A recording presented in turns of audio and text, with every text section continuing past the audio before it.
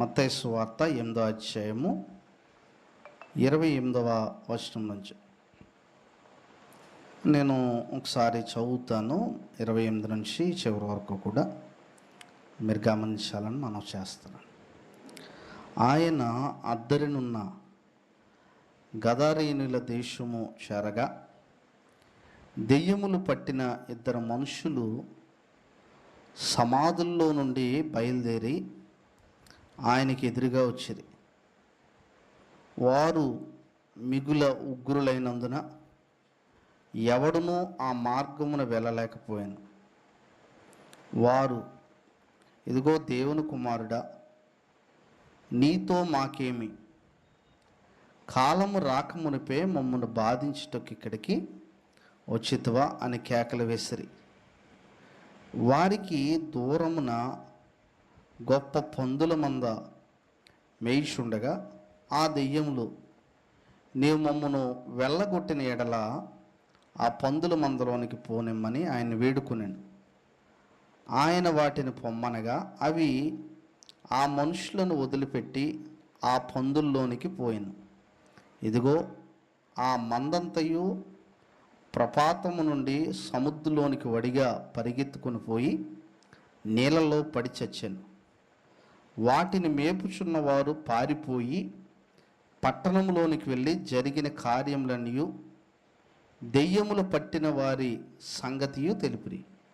ఇదిగో ఆ పట్టణస్థులందరూ యేసును ఎదుర్కొని వచ్చి ఆయనను చూచి తమ ప్రాంతంలో విడిచిపోమ్మని ఆయనను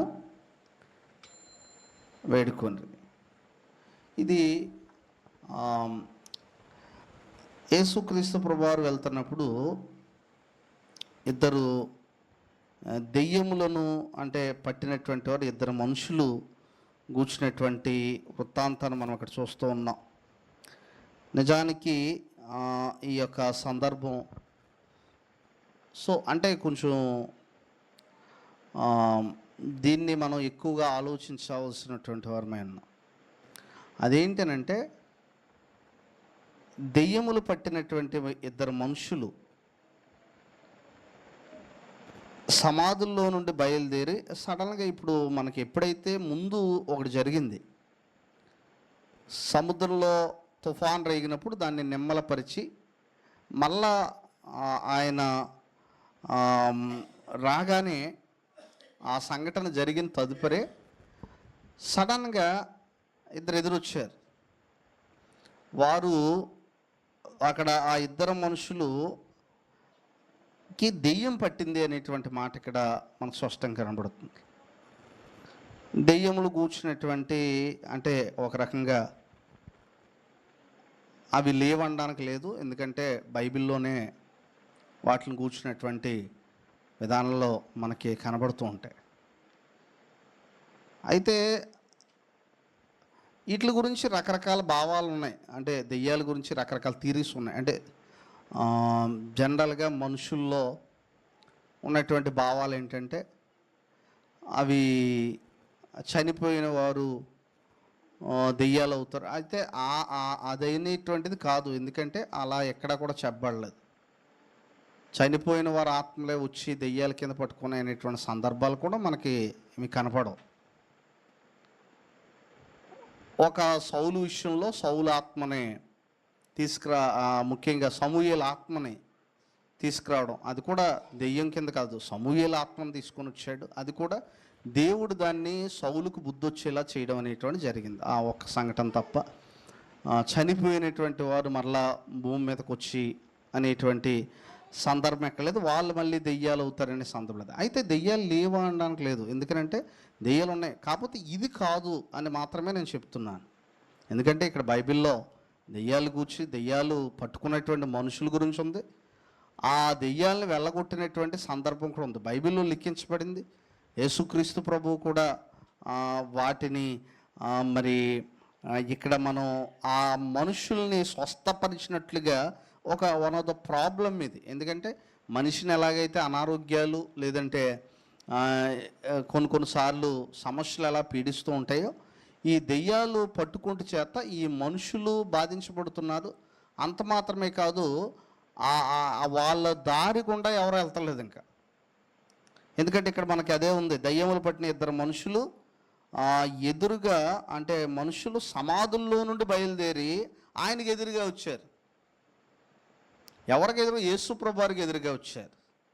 మీరు చూడండి, వారు మిక్కిలి ఉగ్రులైనందున ఎవడును ఆ మార్గమున వెళ్ళలేక ఎవరు ఆ మార్గంలో వెళ్ళలేదు. కానీ ఇప్పుడు ఎవరు వెళ్తున్నారు ఆ మార్గంలోని?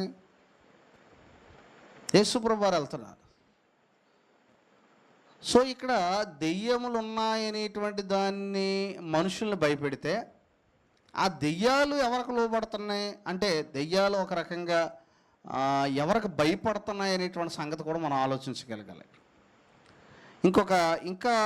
ఇంకా మిగతా సువార్తల్లో ఇంకా లోతుగా వివరించడం అనేటువంటిది మార్క్ గారు మనం చూస్తూ ఉంటాం. మార్కు సువార్తలో కూడా మీరు ఈ విషయాన్ని చూడొచ్చు. చూడండి, ఇదే సందర్భాన్ని ఒకసారి మనం చూసినట్లయితే మరి ఒక చోట మనం అక్కడ ఏ విధంగా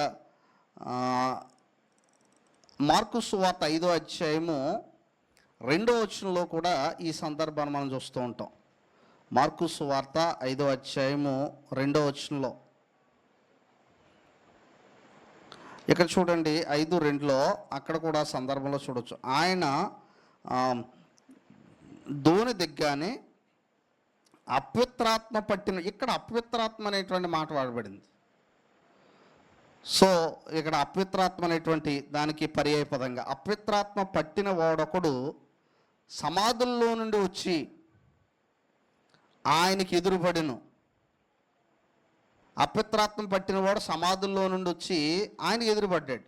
ఎందుకంటే సాధారణంగా సమాధుల్లో ఎవడో మనుషులు ఉంటారు కాబట్టి ఆటోమేటిక్గా అక్కడ ఎవరు ఉండరు. రెండోది ఏంటంటే, ఇప్పటికీ సమాధులు అంటే చాలామందికి భయం.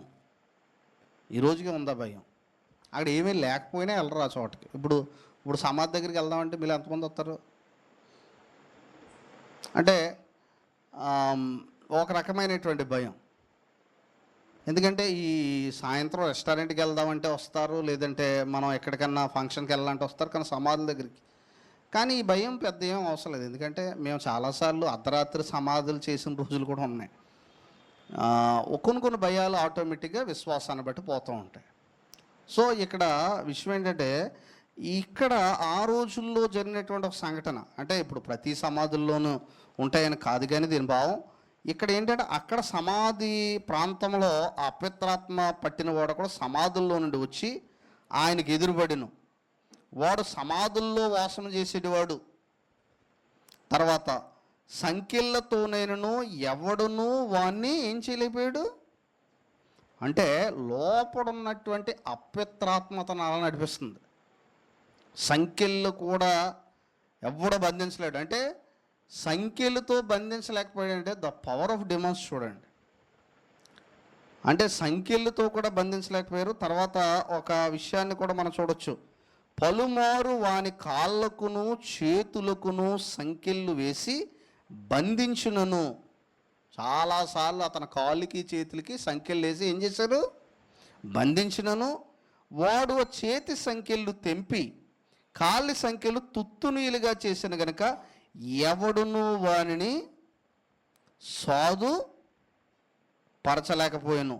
వాడు ఎల్లప్పుడూ రాత్రింబగలు సమాధుల్లోనూ కొండల్లోనూ కేకలు వేయచ్చు, తన్ను తాను రాళ్లతో గాయపరుచుకొనుచు ఉండేను. ఇది అంటే అతనిలో ఉన్నటువంటి అపవిత్రాత్మ అన్నిటిని చేయిస్తుంది. కనుక ఇక్కడ మనం ఆలోచించినట్లయితే, ఇప్పుడు వీళ్ళకి దెయ్యాలు పట్టినటువంటి మనుషులు ఎక్కడైతే ఉన్నారో, ఇక్కడ మనుషుడు అతని ఆధీనంలో లేడు. ఎవరి ఆధీనంలో గెలిపాడు? ఆ అపవిత్రాత్మ యొక్క ఆధీనంలో గెలిపాడు. కనుక ఈ అపవిత్రాత్మ ఎలాగైతే అతన్ని నడిపిస్తుందో అలాగే ఆ మనుషుడు నడుచుకుంటున్నాడు. ఇప్పుడు ఈ అపవిత్రాత్మలు అనే వీళ్ళు ఇద్దరూ కూడా యేసు ప్రభువు వారికి ఎదురుపడ్డారు.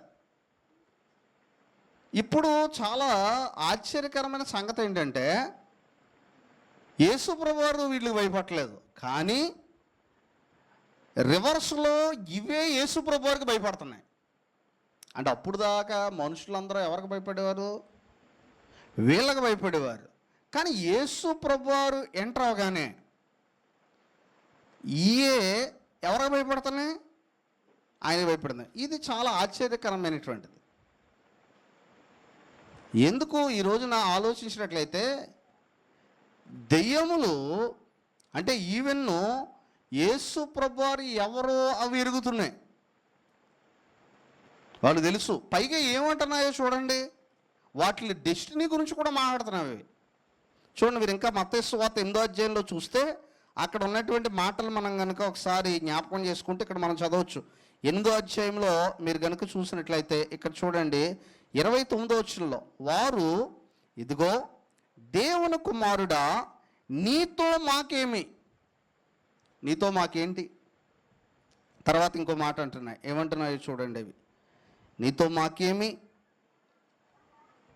కాలము రాక మునిపే మమ్మల్ని బాధించుటకు ఇక్కడికి వచ్చితివా. ఏమంటున్నాయండి ఇవి? కాలము రాక మునిపే అంటే భవిష్యత్తులో వీటికి ఏముంది? ఖచ్చితంగా ఏముంది? వీటికి నాశనం ఉంది. ఈ అపవిత్రాత్మలన్నింటిలో కూడా నాశనం ఉంది. కాలము రాక మునిపే వచ్చావు అంటే వీటికి అర్థమైపోయింది, ఎవరికి మనం ఎదురు పడకూడదో ఆయనకి ఎదురు పడ్డాం. ఇప్పుడు మనుషుడికి ఎదురు పడలేదు ఇవి. అంటే ఒక రకంగా చెప్పాలంటే కాలం అంటే ఇవి దెయ్యాలకి ఖచ్చితంగా తెలుసు ఈయన ఎవరు అనేటువంటి సంగతి స్పష్టంగా. కాలము రాకమునిపే మమ్మల్ని బాధించడానికి ఇక్కడికి వచ్చానండి అంటే ఆయన, అందుకే చూడండి ఆయన ఒకవేళ అవి ఎంత భయపడతాను చూడండి. ఈ రోజున దెయ్యాలకు ఉన్న భయం మనుషులకి యేసుప్రభు అంటే ఎందుకు లేదు? చూడండి, వాటి అంత మనుషుల్ని భయపెట్టేవి కూడా యేసు అంటే భయపడుతున్నాయి. దెయ్యాలకు భయపడే మనుషుడు దేవునికి భయపడలేదు. మీరు అందుకని చూడండి, చీకట్లో వెళ్తే దెయ్యం ఉందని చాలామంది నమ్ముతారు. చీకట్లో పాపం చేయకూడదని ఎందుకు అనుకోరు? అక్కడ దేవుడు లేడా? అక్కడ దెయ్యం ఉందని వణుకుపోయేవాడు అక్కడ దేవుడు ఉన్నాడని ఎందుకు అనుకోడు? కానీ ఇక్కడ స్పష్టంగా మనం చూద్దాం. అందుకే చూడండి చాలాసార్లు రహస్యంగా ధనాన్ని తీసుకోవడం, రహస్యంగా లంచాలు తీసుకోవడం, లేదంటే రహస్యంగా చాలామంది రహస్య జీవితాలు ఒకటి ఉంటాయి, బయట జీవితాలు ఒకటి ఉంటాయి. మనం ఎప్పుడూ కూడా మీరు గమనించండి, మన రహస్య జీవితాలు పూర్తిగానే తెలుసు. మనం ఎవరికి లెక్కప్ చెప్పాలనో ఆ దేవుని దృష్టికి ఏది తేడా కనపడుతుంది. ఎందుకంటే నువ్వు మనుషుల మధ్య చలామణి అయిపోతావు ఒక రోజు వరకు, కానీ దెయ్యాలకు అర్థమైపోయింది ఒకరోజు ఖచ్చితంగా మనల్ని నాశనం చేస్తాడు. ఈరోజు నీ భయం ఉందా? పాపం చేసేవాడికి ఒకరోజు ఖచ్చితంగా చస్తాడనే భయం ఉందా? అసలు మానవుడు ఎంత తెలివైనటువంటి వాడంటే దెయ్యాలే అసలు తప్పించుకోలేం బాబోయ్, అసలు మాకు ఎందుకు ఎదురొచ్చో, కాలం రాకమునిపై మమ్మల్ని బాధించడానికి ఇక్కడికి వచ్చావని వణుకుతుంటే, మనము ఏదైనా చేసినప్పుడు మనం భవిష్యత్తు గురించి ఏమైనా ఆలోచిస్తూ ఉంటాం. ఇక్కడ ఇంకొక విషయం చూడండి, బైబిల్ గ్రంథంలో మీరు గనుక చూస్తే అసలు దెయ్యాలు ఏ విధంగా ఆయనకి భయపడుతున్నాయి అనేటువంటి సంగతి ఒకసారి మనం గనుక పరిశుద్ధ గ్రంథంలో నుంచే కొన్ని వచనాలు మనం చూస్తే ఇక్కడ చూడండి ఏమున్నాయనేటువంటి సంగతి యాకోబు పత్రికలో కూడా యాకోబుగా తెలియజేస్తున్నారు. యాకోబు రాసినటువంటి పత్రిక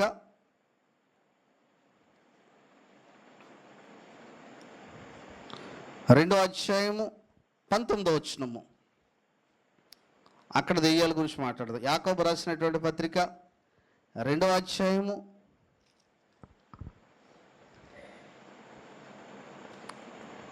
2వ అధ్యాయంలో ఇక్కడ చూడండి ఏమంటున్నాడనంటే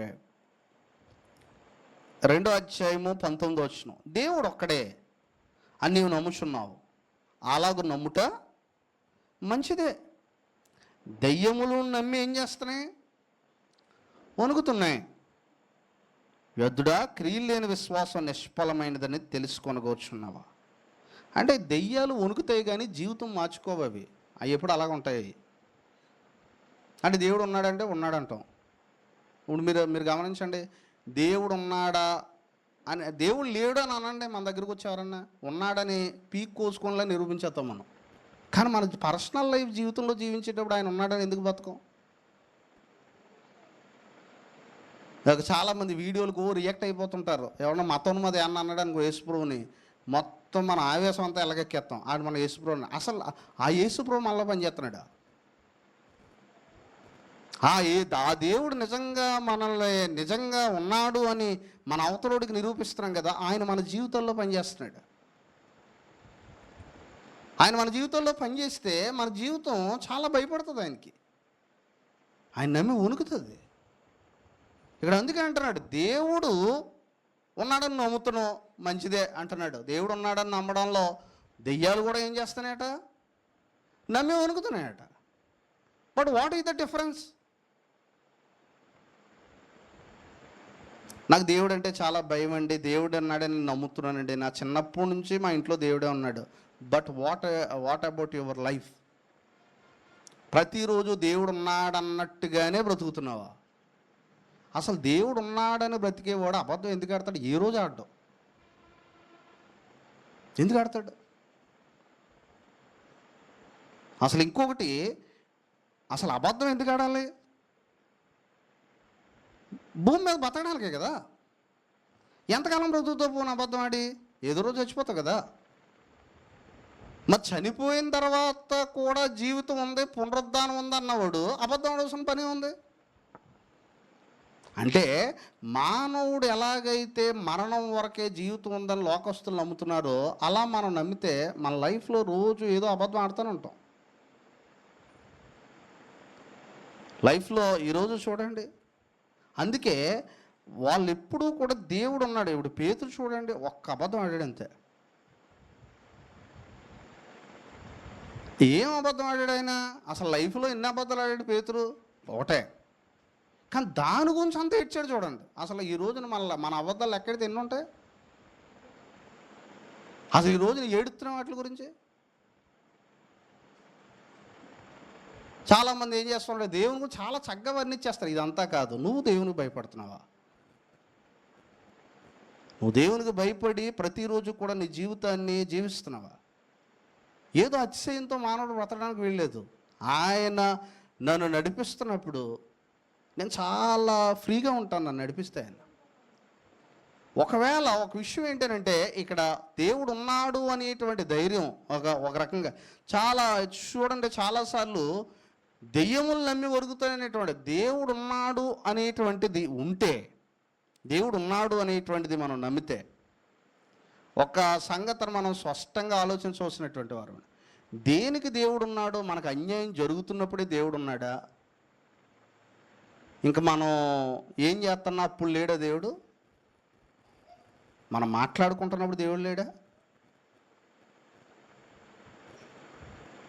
నేను ఏం చేశానో దేవునికి తెలుసు అంటారు. నిజమే, అది మనుషుడితో మాట్లాడుతున్నాం, ఆ దేవునితో డైరెక్ట్గా అనగలవు మాట. కనుక ఇక్కడ కొన్ని వాటికి పరిమితం చేయడం దేవుణ్ణి మనం. అది కూడా ఏంటంటే ఎదుటోడి మీద నగ్గడానికి ఆయన నా జీవితంలో ఉన్నాడని ఒక అతిశయంతో చెప్పడమే కానీ నిజంగా మనం దేవుని భయపడుతున్నాం. కనుక దేవునికి భయపడడం అనేటువంటిది దెయ్యాలకి ఒక రకంగా దెయ్యాలకి అర్థమైపోయింది. ఎవరికి ఎదురు కాకూడదు, మనం ఆయనకే ఎదురడ్డం.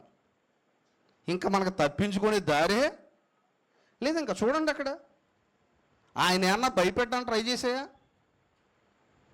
ఎంత ఎలాగంటే మమ్మల్ని బాధించడానికి కాలం రాకమునిపే, ఎలాగో తెలుసు కాలం రాకమునిపే మమ్మల్ని, అంటే ఒకరోజు ఫిక్స్ చేసామని మాకు తెలుసు, కానీ కాలం రాకముందే ఎందుకు వచ్చేసాం? అంటే దేవుడు ఖచ్చితంగా ఈ అపవిత్రాత్మలన్నింటినీ శిక్షించే దినం ఒకరోజు ఉన్నది. అయితే అది కాలం రాకమునిపే నువ్వు ఎందుకు వచ్చావు మా దగ్గరికి? చాలా భయపడిపోయాయి. కనుక ఇప్పుడు ఏం చేస్తున్నాయి అనేటువంటి చూడండి, ఇక్కడ మత్తయి సువార్త 8వ అధ్యాయంలోనే ఇక్కడ చూడండి ఏం చేస్తున్నాయి, ఏమని వేడుకుంటున్నాయి చూడండి ఆయన్ని. 8వ అధ్యాయము 30వ వచనము.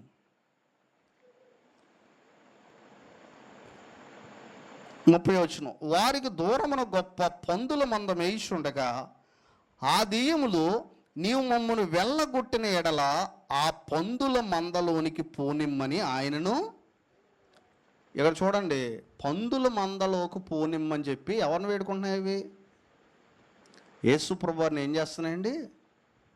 వేడుకున్నా. పందుల మందలోనికి పోనిమ్మని వేడుకుంటున్నాయంట. మళ్ళీ ఒకటే భయపడుతున్నాయి, మళ్ళీ ఎవరిని వేడుకుంటున్నాయి ఇవి?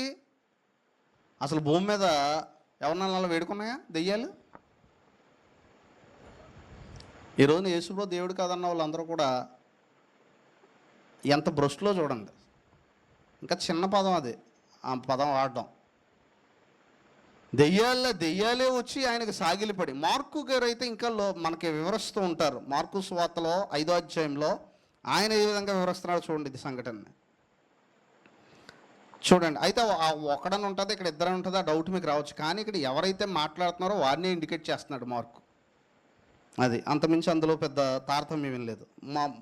మార్కు సువార్త 5వ అధ్యాయంలో చూడండి ఏమంటున్నాడు అంటే, 5వ అధ్యాయము మార్కు సువార్త 5వ అధ్యాయం 6వ వచనం. వాడు దూరము నుండి యేసును చూచి పరుగెత్తుకొని వచ్చి,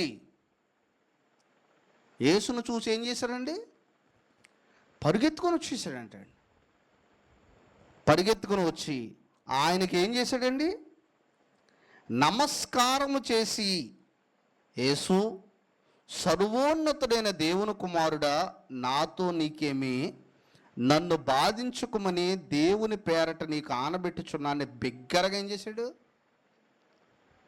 సో ఇక్కడ ఇంకా మార్కు గారు ఇంకా లోతుగా వివరిస్తున్నారు. యేసు అసలు ఈరోజు క్రీస్తు సంఘం అంటే,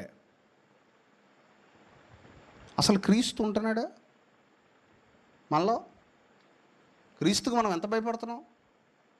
ఊరికి పేరెట్టుకొని మనం మాదిరైతే నిరూపించుకొని గాలి పనిలో ఉన్నామా? ఇది ఎంతకాలం అయిపోయింది గడిచిన కాలం. ఎవరన్నా ఒకవేళ అబద్ధ మత శాఖలు ఉంటే వాళ్ళ దగ్గర వివరించుకోవడం సరిపోతుంది. ఆ సబ్జెక్టు ఇంక అయిపోయింది. అది రైట్ ఏంటో నేర్చేసుకున్నాం. బట్ మనం యేసుప్రభువుకు భయపడుతున్నామా? ఒకవేళ ఎవరైనా మత శాఖలు వస్తే మళ్ళీ వాళ్ళకి వివరించడానికి అది తీసుకొస్తామంటే సబ్జెక్ట్. అది ఎంతవరకు అంటే అది ఇన్ఫర్మేషన్ స్టడీ. రైట్ ఏంటో నేర్చుకున్నాం. ఇప్పుడు రైట్ ఎవరో క్రీస్తు. ఇప్పుడు క్రీస్తుని ఏం చేయాలి మనం? విశ్వసించాలి. క్రీస్తున్నాడు. క్రీస్తు ప్రభు అసలు ఆయన గురించి ఒక మాట ఉంది, ఆయన జీవము గలవాడు. ఇప్పుడు క్రీస్తు ప్రభు చనిపోయాడా బ్రతుకున్నాడా?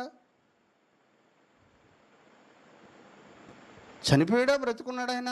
ఆయన అంటున్నాడు, ఇదిగో మృతుడునైతిని, యుగయుగములో నేనేం చేస్తున్నాను?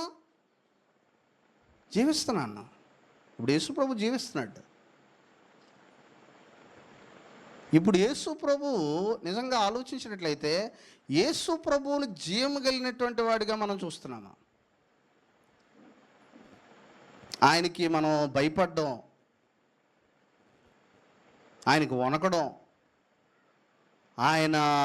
ఆయన విషయంలో ఎంతో. అందుకే చూడండి యేసు నామమును, అందుకే యేసునామాన్ని శక్తి లేకుండా ఉచ్చరించే వారు కూడా వెళ్ళిపోయారు. అంటే కొంతమంది యేసునామం పట్టుకున్నారు, కానీ కొంతమంది దెయ్యాలను వెళ్ళగొట్టమని ట్రై చేశారు. వాళ్ళు బైబిల్ గ్రంథంలో అపోస్తుల కార్యాల్లో ఉంటుంది. వాళ్ళిద్దరూ కూడా ఎవరి నామం పట్టుకొని ఆయన వెళ్ళగొడదాం అనుకున్నారు? యేసునామాన్ని పట్టుకొని. చివరికి ఆ దెయ్యాలు నాకు యేసు తెలుసు, పౌలు తెలుసు, మీరెవరో నాకు తెలియదు అని చెప్పి మొత్తం వాళ్ళిద్దరూ కూడా ఏమైపోయారు? పారిపోయారు శుభ్రంగా. కనుక ఇక్కడ ఆ నామములో ఉన్నటువంటి శక్తిని వారు గ్రహించలేదు. క్రీస్తు సంఘం క్రీస్తు శక్తిని, క్రీస్తు సర్వాధిపత్యాన్ని, క్రీస్తు జ్ఞానాన్ని మనం గ్రహించామా? అని అలాంటి వాడు. ఈరోజున క్రీస్తు సంఘాల్లో క్రీస్తు లోతుగా ప్రకటించబడాలి. ద మిస్టేక్ ప్రారంభ దశలో అదే జరిగింది. క్రీస్తును లోతుగా ప్రకటించినట్లేదు. అందుకే పౌలు గారు ఏమంటారంటే, ప్రతి వ్యక్తిని క్రీస్తునందు సంపూర్ణునిగా చేసి అంటాడు. క్రీస్తు ప్రకటించబడాలి క్రీస్తు సంఘాల్లో. క్రీస్తు ప్రకటించబడకపోతే వారు ఏయో కొన్ని క్రియలు చేసేసి అతిశయిస్తూ ఉంటారు తప్ప ఆ క్రీస్తుకు దినదినము జీవించుట్లో వారు ఎన్నటికీ నేర్చుకోలేరు. ఈరోజు అందుకే అంటుంటాడు, క్రీస్తుతో పాటు శ్రమపడిన వెళ్ళంటాడు. అందుకే ఇంకో మాట జీవాహారమును ఏమంటాడండి? నేనే. ఈరోజు మనకి దేవుడు ఈ బైబిల్లో ఉన్నటువంటి మాటల్ని ఎంత స్పష్టంగా రాయించాడో చూడండి. క్రీస్తు మనకి అర్థమైనప్పుడు, అందుకే చూడండి, మీరు కనుక చూసినట్లయితే క్రీస్తు గురించి ఆయన యొక్క ఆధిపత్యం, ఆయన శక్తికి దెయ్యాలు ఆడిపోతున్నాయి. సర్వని ఇక్కడ ఏమని పిలుస్తున్నాయన్ని? మనం మార్కు సువార్తలో ఏమని చూడండి, ఆయన ఏమని పిలుస్తారు? దూరం నుండే యేసును చూచి పరిగెత్తుకొని వచ్చేసాయంట అవి. దూరం నుండి యేసును చూసి ఏం చేసేయండి? పరిగెత్తుకొని వచ్చి ఏం చేసేయి? ఆయనకు ఏం చేసేయండి? నమస్కారము చేసి. ఎవరికి చేస్తున్నాయట నమస్కారం? ఇప్పుడు వాట్ అబౌట్ అస్? క్రీస్తును మన హృదయాల్లో ఏ విధంగా గౌరవిస్తున్నాం? ఆయన ఉన్నాడు, అందుకే అంటుంటాడు తిమోతి పత్రికలో రాస్తూ, నేను అందుకే అంటాడు జీవము గల దేవుని సంఘములో అనేటువంటి మాట మాట్లాడుతుంటాడు. సంఘం ఎవరిదే? క్రీస్తు. ఆయన ఎలాంటి వాడట? జీవం కలిగిన వాడట. ఇప్పుడు ఈ రోజున మనం నిజంగా క్రీస్తు సంఘ సభ్యులం అయితే మనల్ని దేవుడు ఖచ్చితంగా నడిపిస్తాడు. క్రీస్తు నడిపిస్తాడు మనం.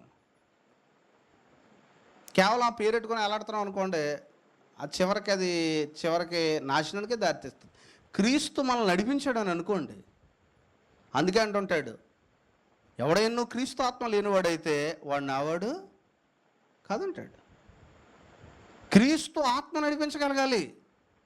క్రీస్తు ఆత్మ లేనివాడైతే వాడు నావాడు కాదని రోమపత్రికలో చెప్పేశాడు పౌలు. ఇంక వాక్యాలతో మనం ఏం బేరం ఆడకూడదు. వాక్యం ఎలా చెప్పిందేనంటే స్పష్టంగా దాన్ని దేవుడు అలా చేయడానికి వస్తుంది. అందుకే ఇక్కడ ఏమంటున్నాడంటే, యేసు సర్వోన్నతుడైన దేవుని కుమారుడా. సర్వోన్నతుడు, సర్వంలో ఉన్నతుడు ఎవరని నమ్ముతున్నాయి దేవుడు అని. అందుకే చూడండి, యేసుక్రీస్తు ప్రభువారి గురించినటువంటి చూడండి, అందుకే యేసు ప్రేమిస్తాడు, మనల్ని శిక్షిస్తాడు, లేదంటే మనల్ని దండిస్తాడు, తన మార్గం ముందు నడిపిస్తూ ఉంటాడు. అందుకే ఇంకో మాట కొన్నాడు, నా గొర్రెలు నా స్వరాన్ని ఏం చేస్తే వింటాయి, కనుక నా గొర్రెలను అపహరించకుండా నేను చూసుకుంటాననేటువంటి సంగతి కూడా ఉపమానంలో చెప్పాడు ఆయన. ప్రాణ గ్రంథంలో చూడండి, ఆయన గూర్చినటువంటి మాటలు మనం ఒకసారి చూసినట్లయితే ప్రాణ గ్రంథంలో యేసును గూర్చినటువంటి గొప్ప స్పష్టమే. అందుకే సువార్తలు మనకి చెప్పబడుతున్నాయి. చూడండి, యోహాను రాసిన ప్రాణ గ్రంథం 2లో యేసును గూర్చినటువంటి పరిచయం, అంటే తను ఏ విధంగా పరిచయం చేసుకుంటున్నాడు చూడండి. 2వ అధ్యాయము 1వ వచనంలో, ఎఫెసీలో ఉన్న సంఘపు దూతకు ఇలాగు రాయము, 7 నక్షత్రములు తన కుడి చేత పట్టుకుని 7 దీపస్తంభముల మధ్య సంచరించేవాడు చెప్పు సంగతులేవనగా. ఎవరు చెప్తున్నారు? సంఘాలతోటి ఎవరు చెప్తున్నారు? సామాన్యుడు కాదు మాట్లాడేది. 7 నక్షత్రములను తన కుడి చేత పట్టుకుని 7 దీపస్తంభముల మధ్య. దీపస్తంభాలంటే ఏంటి? అసలు దీపస్తంభాలంటే ఏంటో 20వ వచనంలో ఉంది. ఆ 7 దీపస్తంభములు 7 సంఘాలు. ఈరోజు క్రీస్తు సంఘాల మధ్య క్రీస్తు సంచరిస్తున్నాడు. ఈ రోజున సంఘానికి శిరస్సు ఎవరు? యేసుక్రీస్తు. ఆయన మరి ఇప్పుడు ఏం చేస్తున్నాడు? మనం ఒక విషయం అనుకుంటాం, ఇక్కడ ఉన్న సేవకులు, పరిచారకులు, సంఘస్థులు అనుకుంటాం, కానీ క్రీస్తు ఉన్నాడు ఇక్కడ. ఆయన చేయవలసిన పని ఆయన చేస్తుంటాడు టైం వచ్చినప్పుడు. ఫలించి తీగ పరి ఎక్కువగా ఫలించినట్లు అనేటువంటి మాట చెప్పాడు. వ్యవసాయం చేస్తానంటున్నాడు. తర్వాత ఏమంటున్నాడు అంటే ఇంకా ఏం చేస్తానంటున్నాడో చూడండి. ఏమంటున్నాడు అని అంటే చూడండి, 8వ వచనంలో చూడండి, మళ్ళీ స్మర్మా సంఘానికి ఏ విధంగా పరిచయం చేసుకుంటున్నాడు ఆయన. స్మర్మాలో ఉన్న సంఘపు దూతకి ఇలాగూ వ్రాయము, మొదటి వాడును కడపటి వాడినయ్యుండి మృతుడై మరలా బ్రతికిన వాడు చెప్పు. చూడండి, మొదటివాడు కడపటివాడు అంటే యేసు ప్రభు మొదటివాడు, కడపటివాడు. మృతుడై మరలా బ్రతికిన వాడు చెప్పు సంగతులు ఏమనగా. చెప్పేటువంటి వ్యక్తి ఎవరు ఇక్కడ? మృతుడే మరలా బ్రతికినవాడు చెప్పు సంగతులు ఏమనగా అని చెప్తున్నాడు అక్కడ. నీ శ్రమను దరిద్రతను నేను ఎరుగుదును అంటున్నాడు. తర్వాత ఇంకొక విషయం మీరు కనుక చూసినట్లయితే, కొన్ని సంఘాలు చాలా విచ్చలవిడిగా పాపం చేస్తున్నాయి. ఆ సంఘాలకు ఎలా పరిచయం చేసుకున్నాడో చూడండి. ముఖ్యంగా అందులో పెర్గమ సంఘం అబద్ధ బోధలు, ముఖ్యంగా ఇక్కడ అబద్ధ బోధలు ఉన్నాయి, విగ్రహారాధన ఉంది. చూడండి ఈ సంఘానికి ఇప్పుడు ఆయన గురించి ఏమని పరిచయం చేసుకుంటున్నాడు చూడండి. 12వ వచనంలో చూడండి, పెర్గములో ఉన్న సంఘపు దూతకి ఇలాగ రాయము, వాడి అయిన 2 అంచులు గల ఖడ్గము గలవాడు చెప్పు సంగతులేమనగా. ఇప్పుడు ఏమని పరిచయం చేస్తున్నాడు? వాడి అయిన 2 అంచులు గల ఖడ్గం గలవాడు. జాగ్రత్త అని చెప్తున్నాడు. ఏంటి చేత? సాతాను సింహాసనం స్థలంలో నీ కాపుడు నేను ఎరుగుదును. ఆ కింద చెప్తున్నాడు 14వ వచనంలో, అయినను నేను నీ మీద కొన్ని తప్పుదులు మోపవలసిన, అవి అనగా విగ్రహములకు బలి ఇచ్చిన వాటిని నువ్వేం చేస్తున్నావు? తింటున్నావు. ఈ మధ్యకాలంలో యూట్యూబ్లో ఒకడు తయారయ్యాడు, అవి తినొచ్చని లాజికల్గా నిరూపిస్తున్నాడు. చదవలేదు ఇది? ఇంత డైరెక్ట్గా మాట్లాడుతుంటే ఆ ఫేమస్ స్పీకర్ అతను ఇక్కడే బలభద్రంలో ఎక్కడ ఉంటాడు, స్టేటస్లు ఇట్టేస్తుంటాడు, ఇన్స్పిరేషనల్. అతడు ఎప్పుడూ కూడా ఇన్స్పైర్ చేయడం, వాకింగ్ అంటే కూడా ఎక్కువ మనసులను ఇన్స్పైర్ చేసి మతాలన్నింటినీ కలుపుకొని ఒక ఫేమస్ అవ్వడానికి అన్నట్టుగా ఈజీగా తెలిసిపోతుంది. కానీ ఏం చేస్తున్నాడు? ఈ మధ్య సంఘాలను కలవరపరుస్తున్నాడు. ఇది విగ్రహారాధన తినేసి అందులో ఏమీ లేదు, కొన్ని వచనాలు తీసుకుంటున్నాడు మళ్ళీ దానికి. కానీ ఇక్కడ ప్రాణగంధం చూడు, నువ్వు అంచె తీర్పు ఎలా ఉంటుందో. విగ్రహములకు బలిచ్చిన వాటిని నువ్వేం చేస్తున్నావు? తినట్టును. అలాంటి వాళ్ళు ఏం చేస్తానన్నాడు? పర్లేదు తినేచ్చన్నాడు. ఏమంటున్నాడో చూడండి, విగ్రహములకు బలి ఇచ్చిన వాటిని తిన్నట్లును జారత్వం చేయనట్లు ఇశ్రాయేలుకు ఉరియొడ్డుమని బాలాకునకు నేర్పిన బిలాము బోధన అనుసరించి వారు నీలో ఉన్నారు. ఎవరు మాట్లాడుతున్నారు ఇది? యేసుప్రభు. యేసుప్రభుకు సంఘస్థుల్లో ఎలాంటి వాళ్ళు ఉన్నారని ఎలా తెలుసు? ఇప్పుడు మన సంఘంలో ఎవడు ఎలాంటి పూర్తిగా తెలుసు ఆయనకి. మీలో దేవునికి నమ్మకంగా, మనలో ఎంతమంది దేవుని నమ్మకంగా ఉన్నామో తెలుసు. మన దేవునికి భయపడకపోతే అది కూడా ఆయనకు తెలుసు, స్పష్టంగా తెలుసు ఆయనకి. మీలో ఉన్నారని చెప్తున్నా డైరెక్ట్గా. ఎందుకంటే శిరస్సు ఎవరు? హెడ్ ఆఫ్ ద డిపార్ట్మెంట్కి తెలీదా? చూడ్డా, హెడ్ ఆఫ్ ద డిపార్ట్మెంట్ సేవకుడు అనుకుంటాం మనం, ఎందుకంటే ఆయన తెలియకుండా ఉంటే సర్లేదులే మేనేజర్. కానీ head of the department is Jesus Christ, is watching over us. అందుకే ప్రతి సేవకుడు కూడా క్రీస్తు వైపుకి తిప్పాలి. అందుకే క్రీస్తును గూర్చిన భయం మీలో పుట్టించటే మా బాధ్యత అయి ఉంది. ఓసారి చాలామంది క్రీస్తు కంటే ఎక్కువ స్పీకర్ వైపు తిరుగుతూ ఉంటారు, అలాంటి వాళ్ళు కూడా ఉన్నారు. అందుకే చూడండి, అలాంటి వారు కూడా ఏమవుతుంటారో కొంతకాలానికి క్రీస్తు భయము అనేటువంటిది. కనుక క్రీస్తు వైపు తిప్పడమే పని ఉంది. ఎందుకంటే సంఘానికి శిరస్సు క్రీస్తు కాబట్టి క్రీస్తు వైపు తిప్పాలి. అందుకే ఇంకొక మాట కూడా చెప్తున్నాడు. ఏమంటున్నాడో ఇక్కడ స్పష్టంగా మనం ఇంకొక మాట కూడా చూడవచ్చు. ప్రాణగంధంలో చూడండి మీరు, ఇక్కడ ఇంకొక లోపం కనబడింది. ఎక్కడ ఇంకో సంఘంలో చూడండి ఏమంటున్నాడు. ప్రాణగంధము 2వ అధ్యాయము 18వ వచనము. 2వ అధ్యాయము 18వ వచనము. తొయతైరులో ఉన్న సంఘపు దూతకి ఇలాగ రాయము, అగ్ని జ్వాలల వంటి కన్నులను అపరంజిని పూల పాదములు గల దేవుని కుమారుడు చెప్పు సంగతులేమనగా. అక్కడంటున్నాడండి, నీ క్రియలను, నీ ప్రేమను, నీ విశ్వాసమును, నీ పరిచర్యను, నీ సహనమును నేను ఎరుగుదును. నాకు అన్నీ తెలిసి ఈ పరిచయాలను అన్నీ కూడా. బట్ ఒకటి అంటున్నాడు, నీ మొదటి క్రియల కన్నా నీ కడపటి క్రియలు మరీ ఎక్కువైనాయి. బాగానే డెవలప్ అయ్యారు. అయితే తర్వాత చెప్తున్నాడు 20వ వచనం, అయినను నీ మీద తప్పు ఒకటి మోపవలసి ఉన్నది. ఇప్పుడు వదిలేచ్చు కదా ఒకటిని. మనమైతే ఏం చేస్తాం, ఒక 4 రైడ్ చేసి వాడు తప్పు చేస్తున్నా దాన్ని అలాగే, ఇప్పుడు 4 కాళ్ళు కాలుకు ఉంటుంది అనుకోండి, దాన్ని అలాగే తీసుకొస్తే 3 కాళ్ళు బాగానే ఉన్నాయి కదా అనుకుంటాం మనం. ఆ 3 కాళ్ళు బాగానే ఉన్నాయని చెప్పి 4వ కాళ్ళు జాగ్రత్తగా చేసుకుంటున్నాడు యేసుప్రభు. ఒక్క తప్పు మాపోల్సి ఉన్నది మీ మీద అంటున్నాడు. అంటే ప్రభు ఎంత తీక్షణంగా చూస్తున్నాడు చూడండి. ఇక్కడ విషయం ఏంటంటే, నేనేం చేస్తున్నాను అనేది నువ్వు ఎప్పుడు జ్ఞాపకం చేసుకుంటున్నావు అని అనుకో, సంతోషం. కానీ నేను ఏమి చేయలేకపోతున్నాను అనేటువంటిది అంతకంటే ముందు జ్ఞాపకం చేసుకో. అందుకే ఇక్కడ అంటున్నాడు, ఏమంటున్నాడు అంటే, యేసు ప్రభువారు ఆయన చెప్తున్నాడు, అయినను నీ మీద ఒకటి తప్పుని మోపాల్సి ఉన్నది, ఏమనగా తాను ప్రవక్తనని చెప్పుకొని ఉన్న యెజబెలు స్త్రీని నీవు ఉన్నిచ్చును జారత్వం చేయుటకును విగ్రహములకు బలి ఇచ్చిన వాటిని తినుటకును అది నా దాసులకు బోధించుచు ఏం చేస్తుంది? ఇప్పుడు ఈరోజు రాలేదా ఇలాంటి వాళ్ళందరూ? గుర్తుపెట్టాలి. కనుక అది నా దాసులకు బోధించుచు వారిని మోసపరుచున్నది. మారు మనసు పొందుటకు నేను దానికి సమయం ఇచ్చి తిని కానీ అది తన జాగ్రత్త విడిచిపెట్టి మారు మనసు కనుక శ్రమల పాలు చేస్తానంటున్నాడు. తర్వాత 23వ వచనంలో ఏమంటున్నాడు చూడండి, దాని పిల్లలు నిశ్చయముగా ఏం చేస్తానంటున్నాడు? చంపేదను. అందువలన ఇప్పుడు తెలుసుకుంటారట. ఎప్పుడు అనంటే ఈ శ్రమలు వచ్చిన తర్వాత తెలుసుకునేటువంటి విషయం ఏంటంటే, అంతరింద్రియములను హృదయములను పరీక్షించువాడు నేనే అని సంఘములన్నీ తెలుసుకొనును. యేసు ప్రభు ఏమేం పరిశీలిస్తాడు? సంఘాల్లోని ఏం పరిశీలిస్తాడు? సంఘంలో అయినా సంఘం క్రియలు చూస్తాడు, సంఘ సహనం చూస్తాడు, సంఘ ప్రేమను చూస్తాడు, సంఘ విశ్వాసాన్ని చూస్తాడు. అంత మాత్రమే కాదు, సంఘస్థుల హృదయాల్లో అంతరేంద్రియాల్లో ఏమున్నాయో కూడా చూస్తాడు.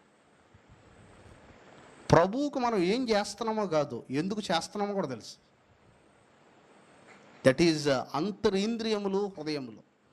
అంతరింద్రియములు అనేటువంటి మాటకి, హృదయములు అనేటువంటి మాటకి ఇక్కడ యేసు ప్రభువారికి ఏమి ఇక్కడ ఉంది శక్తి అని అంటే, అంతరింద్రియములు హృదయములను పరీక్షించేవాడు నేనే అని సంఘములన్నీ తెలుసుకుంటా అంటున్నాడు మళ్ళీ. కనుక యేసుక్రీస్తు ప్రభువును కూర్చున్నటువంటి జ్ఞానం మనకు ఉన్నట్లయితే మనల్ని ఆయన ఒక రకంగా మనం భయపడడం మంచిదే. ఒకవేళ యేసుని కూర్చో ఎవరికైనా బోధించి భయపడుతున్నారు, నిజంగా మీలో పనిచేస్తున్నాడు ఆయన.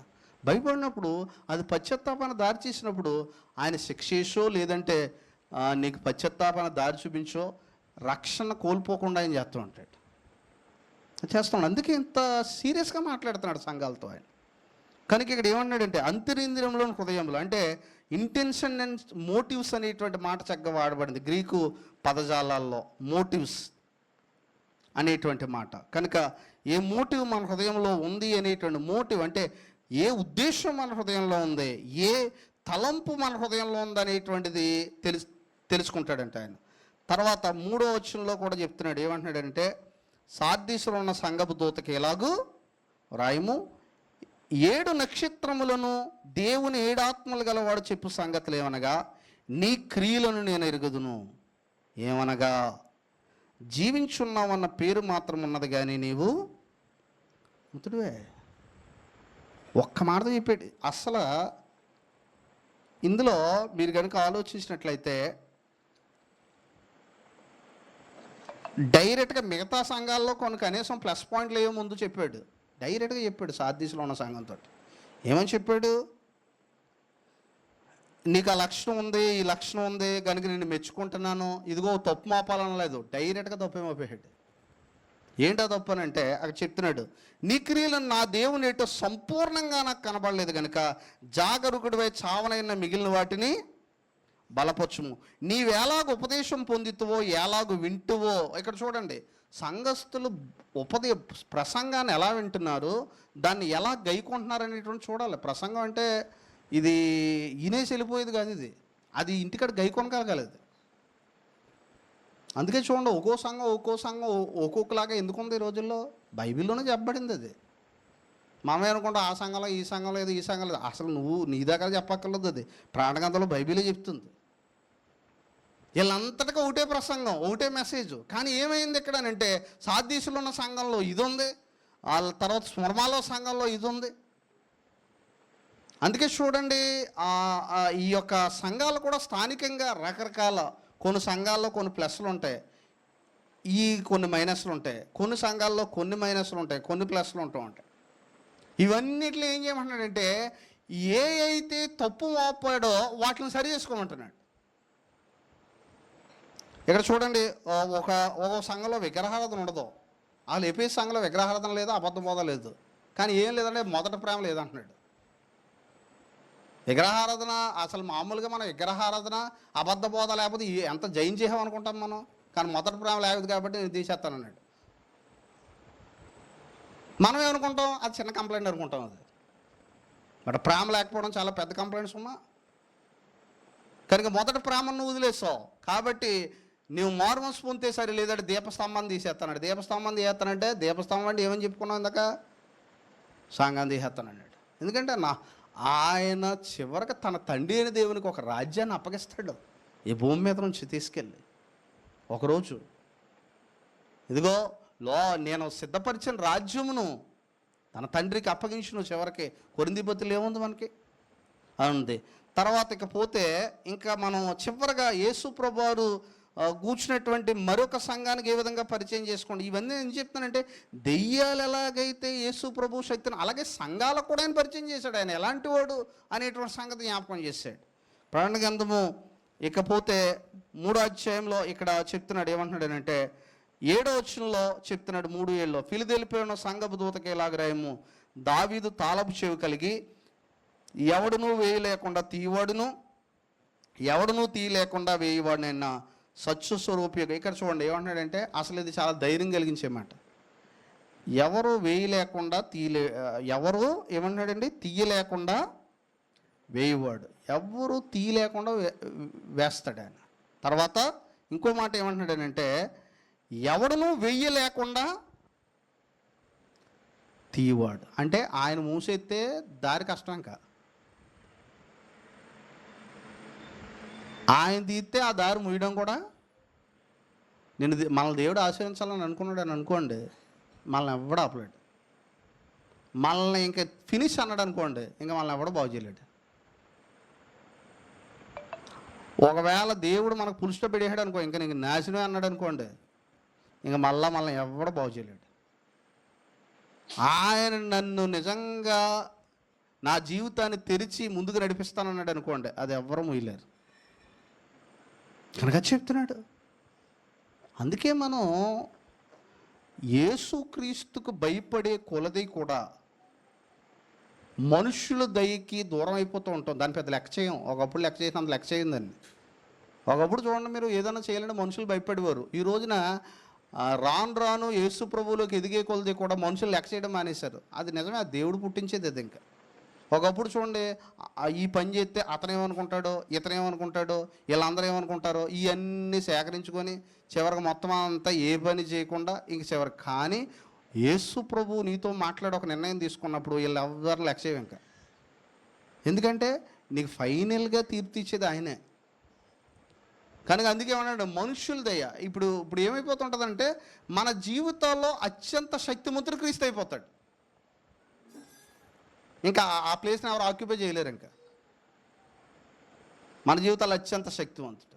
కనుక మనుషులు మన గురించి మాట్లాడుకునేది లేదంటే మన ఇతరులకు, కానీ దేవుడు మన గురించి మాట్లాడుకునేటువంటి దేవుడు మన గురించి ఒక ఆలోచన కలిగి ఉంటాడు ఖచ్చితంగా. ఇంకా మనం ఆలోచిస్తే ఇదే ప్రాణగంధంలో చివరిగా కూడా అది కూడా మనం చూస్తే అక్కడ కూడా యేసు ప్రభువారిని వర్ణించినటువంటి విధానం మనం అక్కడ చూడవచ్చు. ఎక్కడ 3వ అధ్యాయము 14వ వచనంలో చెప్తున్నాడు, లవోదికేలో ఉన్న సంఘపు దూతకు ఇలాగ రాయము.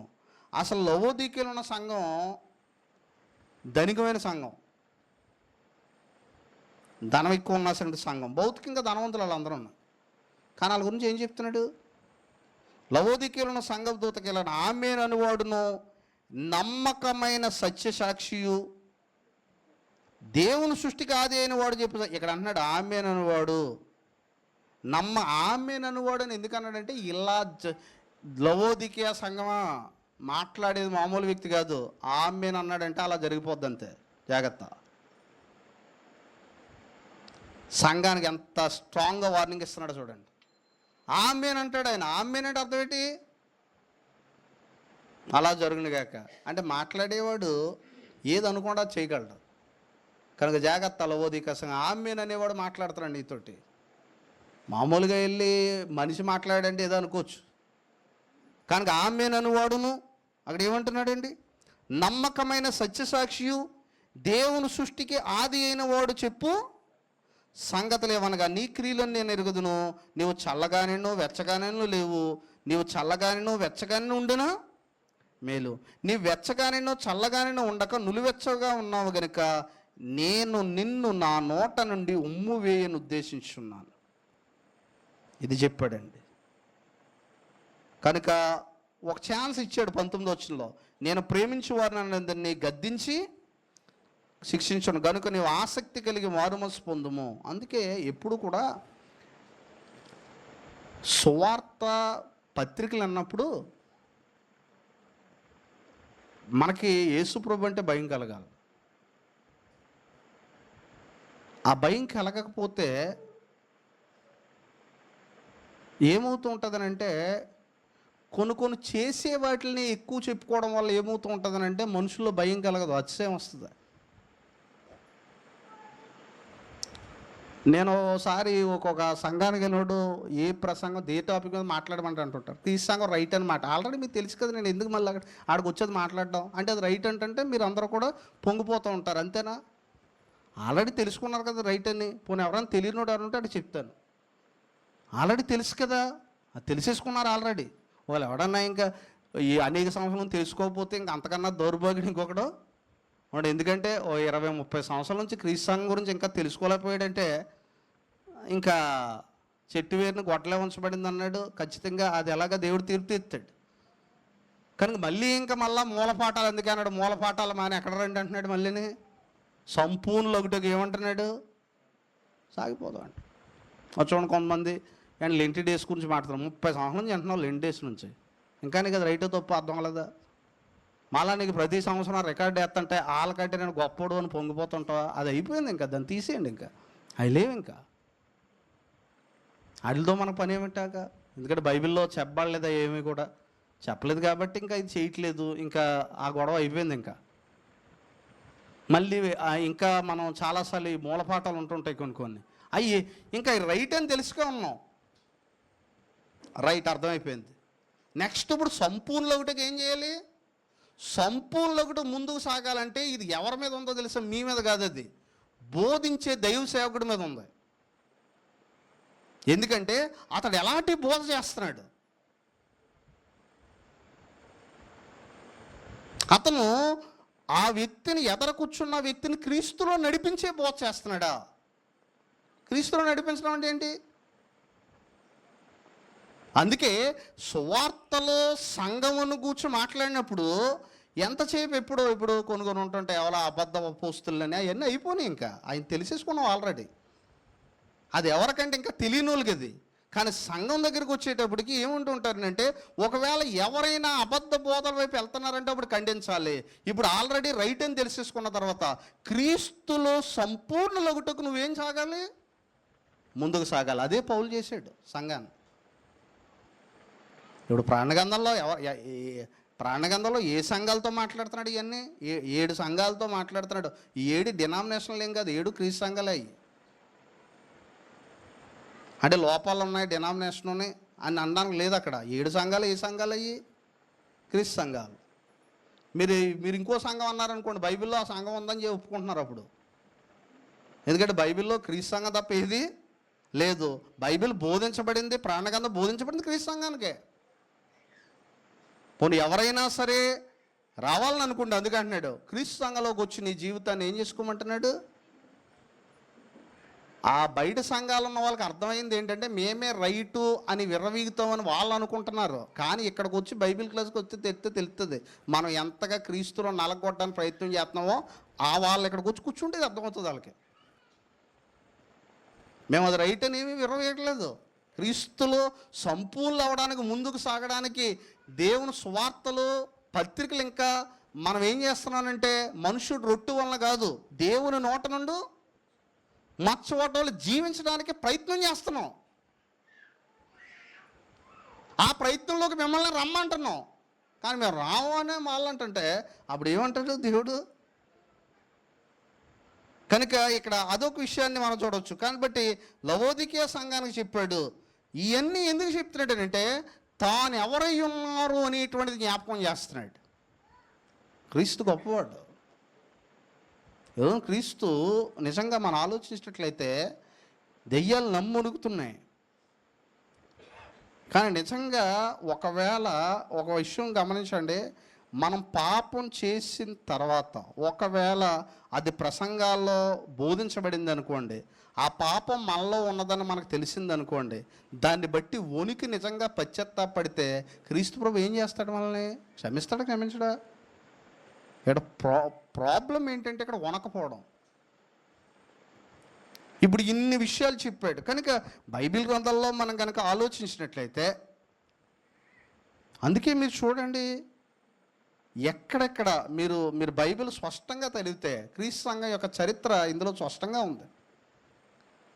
క్రీస్తు సంఘం ఎలా స్థాపించబడింది, క్రీస్తు సంఘాన్ని ఎవరు స్థాపించారు, క్రీస్తు సంఘం యొక్క బోధ ఏంటి, క్రీస్తు సంఘానికి ఇవ్వబడిన పత్రికలు ఏంటి, ఇవన్నీ స్పష్టంగా బైబిల్లో ఉంది. తర్వాత ఇంకా చెప్తున్నాడు, ఏమన్నాడంటే ప్రభురాత్రి భోజనం గురించి కూడా చెప్పాడు. చూడండి, నేను అందుకే ప్రభురాత్రి భోజనం గురించి పౌలు ఏమంటాడంటే, నేను మీకు అప్పగించింది ప్రభు వలన పొందాను. నేను అది మనుషులు ఎవరో నాకు చెప్పలేదు. ఎవరు చెప్పారు? అది ప్రభులు. దేని గురించి మాట్లాడుతున్నాడు ఆయన? ప్రభు అని యేసు ఒక రాత్రి ఒక రొట్టెని ఎత్తుకొని, ఇది మనం ప్రతి ఆదివారం ఏం చేస్తాం మనం, కానీ దాని గురించి పౌలు ఏమంటున్నాడంటే, ఇది నేను ప్రభు వలన పొందాను, నాకు ప్రభువు చెప్పాడు ఇది సంఘాలన్నిటికీ రాయమని. ఏం రాశాడు అక్కడ అని అంటే మనం చూడొచ్చు. కొరింథీయులకు రాసినటువంటి పత్రికలో కూడా ఆయన ఏం రాశాడు అనేటువంటి సంగతిని మనం స్పష్టంగా చూడొచ్చు. ఎందుకంటే ఇది ప్రతి ఆదివారం మనం చదివేది. కానీ అది కూడా ఎవరి వల్ల పొందాను అంటున్నాడు అని అంటే, చూడండి 11వ అధ్యాయం 1 కొరింథీ 11లో ఆయన చెప్తున్నాడు. 11వ అధ్యాయము 24వ వచనంలో అంటున్నాడు చూడండి, నేను మీకు అప్పగించిన దానిని ఎవరి వల్ల పొందాను అంటున్నాడు? ప్రభు వల్ల పొందాను. అది మనుషుల వల్ల పొందింది కాదు. అంటే ప్రభురాత్రి భోజనము అనేటువంటిది ఎవరు ప్రవేశపెట్టారు? అది ప్రభు వల్ల పొందింది. అది కనుక దాని ఇన్స్ట్రక్షన్ చెప్తున్నాడు. ఇది ఎవరన్నా తీసుకుంటే, దీన్ని తీసుకున్నప్పుడల్లా ఎవరిని జ్ఞాపకం చేసుకోమంటున్నాడు అండి? నన్ను జ్ఞాపకం చేసుకోమంటున్నాడు. ఒక మంచి మాట ఉందో చూడండి 31వ వచనంలో, అయితే మనలను మనమే విమర్శించుకునేటలా తీర్పు పొందక క్రీస్తులో ఉన్నవారికి ఉండేటువంటి లాభం ఏంటని అడుగుతారు చాలామంది. అయితే ఇన్ని రూల్స్ బయట లేవు కదా, లోకస్తులందరికీ మనం చాలాసార్లు అనుకుంటాం, ఏంటి ఇంత కరెక్ట్గా బ్రతకాలా క్రీస్తు కొరకు, లోకంలో చూడండి విచ్చలవిడిగా బతుకుతున్నాడు అనే విచ్చలవిడిగా బతుకుతున్నాడు. ఎందుకంటే లోకంలో ఉన్నటువంటి వ్యక్తి చూడండి ఎంత స్వతంత్రంగా బ్రతుకుతున్నాడు. లోకంలో ఉన్న వ్యక్తులు చూడండి ఎంతో కొంత కొన్ని పాపాలు మానేస్తారు, కొన్ని పాపాలు చేస్తూ ఉంటారు. ముఖ్యంగా హృదయ సంబంధమైనటువంటి పాపాలు దాన్ని ఎవడో చూడ కాబట్టి అవి చేసేస్తుంటారు. బయటికి కనిపించే క్రియ మంచి పనులు చేస్తూ ఉంటారు. కానీ క్రీస్తు దగ్గరికి వచ్చేటప్పటికి హృదయాన్ని కూడా చూస్తున్నాడట. హృదయాన్ని కూడా చూసేటువంటి విధానంలో ఆయన ఏం చెప్తున్నాడో చూడండి. ఇది ఒక మంచి మాట. ఏం జరుగుతుంది మరి ఫైనల్గా? ఇప్పుడు మనకు దేవుడు ఇంతలాగా దేవుడు మనతో మాట్లాడుతున్నాడు తన వాక్యం ద్వారా. ఏంటి లాభం అని అంటే, ఒక లాభం చేకూర్చడానికే మాట్లాడుతున్నాడంట ఆయన. ఏంటా మాట అనంటే 1 కొరింథీ 11వ అధ్యాయంలో చూడండి, అక్కడ అంటున్నాడు 32వ వచనంలో, మనము తీర్పు పొందిన ఎడల లోకముతో పాటు మనకు శిక్షా విధి కలగకుండానట్లు ప్రభు చేత శిక్షించబడుచున్నాం. లోకానికి అంతటికో శిక్ష వేస్తాడట, అది మనకు వేయకుండా ముందుగానే మనం శిక్షిస్తున్నాడట ఈ భూమి మీద. ఇది ఎంత ఆశీర్వాదకరం! ఇది ప్రభు మనల్ని శిక్షించుట ఈ భూమి మీద ఎంత ఆశీర్వాదం. లోకంతో పాటు శిక్షా విధి మనకి వేయడట. అందుకే అన్నాడు క్రీస్తునందున్న వారికి ఏమన్నాడు, ఏ శిక్షా విధి? క్రీస్తులో లేని వాడు ఖచ్చితంగా శిక్ష కాసు కూర్చుంది. కానీ ఇక్కడ ఏమన్నాడు, లోకంతో పాటు మనకు శిక్షా విధి కలగకుండానట్లు ఏం చేస్తున్నాడట అండి, ప్రభు చేత ఏం చేయబడుతున్నాం, మనం శిక్షించబడుతున్నాం. ప్రభు మనం శిక్షించడం అంత ఆశీర్వాదకరం. మనం తప్పు చేసినప్పుడు ప్రభు శిక్షించే అంత ఆశీర్వాదకరం భూమి మీద. అలా శిక్షించడం వల్ల మనం ఎందులోకి వస్తూ ఉంటాం, పరిశుద్ధతలోకి ఎదుగుతూ ఉంటాం. అందుకే చూడండి ఏమంటే, లోకంతో పాటు మీరు ఎప్పుడు జ్ఞాపకం ఉంచుకోండి, నాకే ఎన్ని కష్టాలు, నాకే ఎందుకు ఎన్ని శ్రమలు. ఏంటి అసలు చచ్చికే రాలేనివాడు శుభ్రంగా బ్రతుకుతున్నాడు, చచ్చికి రాలేనటువంటి వ్యక్తి చాలా దర్జాగా బ్రతుకుతున్నాడు. అలాంటి వాళ్ళందరూ ఈ విషయం జ్ఞాపకం చేసుకోండి. లోకానికి ఓ రోజు శిక్ష ఉంది, అది నీ కలగకుండా ఆయన ప్రభు చేతే మనం శిక్షించబడేలాగా ఏం చేస్తున్నాడు, ఆయన మళ్ళీ ఆయన దగ్గర తీసుకున్నాడు. నేను మిమ్మల్ని శిక్షిస్తాను, నేను మిమ్మల్ని ప్రేమిస్తాను, ఎందుకంటే నేను అనుగ్రహించబోయే నిత్యరాజ్యానికి మిమ్మల్ని ఏం చేస్తున్నాను, నడిపిస్తున్నాను. అది ఒప్పుకోలేని ఇప్పుడు విచ్చలవిడిగా ఉంటాడు. కానీ లోకానికి ఒక రోజు ఏం విధిస్తున్నాడు అంటే అండి, శిక్ష విధిస్తున్నాడు. ఈ శిక్ష ఎవరికి ఉంది? దీని గురించి అందుకే సువార్త ప్రకటించాలి. లోకముతో పాటు శిక్షావిధి కలగనట్లు, లోకంతో పాటు మనకు శిక్షావిధి కలగకున్నట్లే మనల్ని ఏం చేస్తున్నాడు? ప్రభురాత్రి భోజనం తీసుకోమంటున్నాడు. లోకంతో పాటు శిక్షావిధి కలగకుండాటికే మనల్ని క్రీస్తులో ఎదగమంటున్నాడు. లోకంతో పాటు శిక్షావిధి కలగకుండాటికే మనల్ని ఏం చేస్తున్నాడు అంటే, ఆయన తప్పు చేసినప్పుడు ఏం చేస్తున్నాడు? శిక్షిస్తున్నాడు. మనం చాలాసార్లు ఇంకొకటే, మనం పాపం చేసామని అనుకున్నప్పుడు ఒకటే మార్గం. ప్రభు నిజంగా వాక్యం మనతో మాట్లాడుతున్నట్టుగా మనకు అనిపించిందంటే దానికంటే ఆశీర్వాదం ఇంకోట్లేదు. దేవుడు నాతో మాట్లాడుతున్నాడు అని అనుకోని వెళ్ళిన వ్యక్తి ఖచ్చితంగా మారతాడు. దేవుడు నాతో మాట్లాడుతున్నాడా? ప్రతి శుక్రవారం నాతో మాట్లాడుతున్నాడు ఆయన తన వాక్యం ద్వారా. ప్రతి ఆదివారం తన ఒక వాక్యం ద్వారా నాతో మాట్లాడుతున్నాడు. ఎందుకో తెలుసా? లోకంతో పాటు నాకు శిక్ష ఇవ్వకూడదు, అది నా ప్రభు నా మీద చూపిస్తున్న ప్రేమ. కాబట్టి నేను ఏదన్నా తప్పు చేసినా నన్ను ప్రభు శిక్షిస్తున్నాడు భూమి మీద. ఎందుకంటే ఫైనల్గా నాకు శిక్ష లేదు. అందుకే పౌలు అంటుంటాడు, క్రీస్తునందున్న వారికి ఏమన్నాడండి? ఏ శిక్ష ఏం లేదన్నాడు, విధి లేదు. నన్ను కొట్టేదైనా, నన్ను శిక్షించేదైనా, నన్ను క్షమించేవాడైనా, నన్ను సన్మార్గం ముందు నడిపించేవాడైనా క్రీస్తు అయి ఉండడం. అందుకే అన్నాడు, యేసు ప్రభు అని మీ నోటితో ఒప్పుకోండి అన్నాడు. ఈ ప్రభు ప్లేస్లో మనం ఎవరిని బట్టి రాకూడదు. ప్రభు అంటే ఎవరు? పరిపాలించేవాడు. యేసు ప్రభువా అని అంటున్నావంటే నా పరిపాలకుడు నువ్వు. ఈ ప్రభు పరిపాలిస్తున్నప్పుడు ఆ పరిపాలించే ప్లేస్ ఇంక వాళ్ళకి ఇవ్వకూడదు. మన జీవితాన్ని ఎవరు పరిపాలించాలి? ప్రభువే పరిపాలించిన వాళ్ళు. అందుకే అన్నాడు, అందరికంటే ఎక్కువ నన్ను ప్రేమించను అన్నాడు ఆయన. ఎందుకంటే మిగతా వాళ్ళందరూ వచ్చి పరిపాలిస్తే నీ జీవితం నరకానికి పోతుంది. వాళ్ళు ఎవరినే పరిపాలించనివ్వకు, ప్రభువునే పరిపాలించని నీ జీవితాన్ని. ఖచ్చితంగా లోకంతో పాటు నిన్ను శిక్షించడం, నిన్ను సేఫ్ జోన్లో పెడతాడు ఆయన, నిన్ను మంచి మార్గంలో నడిపిస్తాడు ఆయన. అందుకే అంటున్నాడు, తానే జీవజల బొగ్గల యొద్దకు మనల్ని ఏం చేస్తాడంటే అండి, నడిపిస్తాడు. కనుక క్రీస్తుని గురించి మనం సంపూర్ణంగా ఎరుగుటకు దేవుడు తన చిత్తానుసారంగా సువార్తల్లోనూ పత్తిలోనూ రాయించాడు. మరిన్ని సంగతులు మనకు భూమి మీద ఎంత టైం ఇస్తాడో మనకు తెలియదు, కానీ ఇచ్చిన టైం మాత్రం ఆయన మనలను పరిశుద్ధతలో నడిపించడానికి తన వాక్యాన్ని మనకి బోధిస్తూ ఉంటాడు. అందుకే అన్నాడు, మనుష్యుడు గురించి మాట్లాడుతూ జీవాహారం నేనే అన్నాడు. తర్వాత ఇంకొక మాట ఏంటనంటే నేను శిక్షిస్తానంటున్నాడు. తర్వాత ఇంకో మాట ఏమంటున్నాడనంటే నేను గొర్రెలకు ఎలాంటి కాపరిని అంటున్నాడు. మంచి కాపరి. మంచి కాపరి గొర్రెల కొరకు తన ప్రాణం ఏం చేస్తాడు? పెడతాడు. ప్రాణం పెట్టాడు. ఎంత ప్రేమించాడు ఆయన మనల్ని. ఎవరైనా ప్రేమించగలరు అంతలాగా? ఒక విషయం ఏంటంటే దేవుడు మనల్ని ఎంత ప్రేమించాడు. ఈ క్వశ్చన్ ఒకసారి వేసుకోండి. మన బలహీనతలు తెలిసి ప్రేమించాడా, తెలియక ప్రేమించాడా?